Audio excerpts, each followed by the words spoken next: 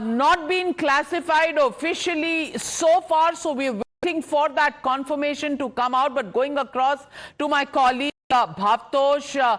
Bhavtosh, it's after many years that we are seeing an explosion of this nature, and the manner in which so many vehicles close to that one blast vehicle have literally been ripped apart, and the manner in which Madhav has just described body parts also being present there at the location. What are you looking at? What are the connections? Is there a connection between this explosion and the recent terror modules that have been busted between Kashmir, Gujarat and Faridabad? Yes, Navika ma'am. In fact, soon after Operation Sindoor, there was a speech that was given by Maulana Masood Azhar after his terror camps were destroyed, family members were killed.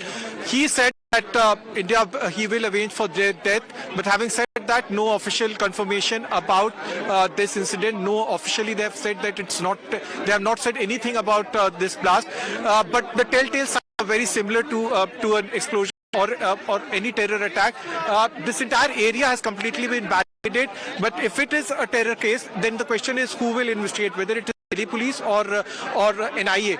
The last time when a terror attack had taken place in the capital was when the blast took place outside Delhi High Court. That was way back in 2011. Before that, there were a series of terror incidents in the capital when Indian Mujahideen had carried out. And the location itself, it is right outside Red Fort, where the previous time when the terror attack happened, when the Red Fort was itself attacked, it holds a lot of historical significance for the country.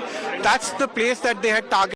So whoever has done it, whether it is Jaish-e-Mohammed, whether it's Lashkar-e-Toiba, whether it is any other terror group, that group has started with lot of planning. That's why this has been targeted, and series of events that have started that had taken place from Friday onwards when the J&K counterintelligence started carrying out raids and search to the 2,900 kgs of improvised explosive devices and ammonia and nitrate that have been seized. Then the Gujarat is arresting 4 for ISIS module.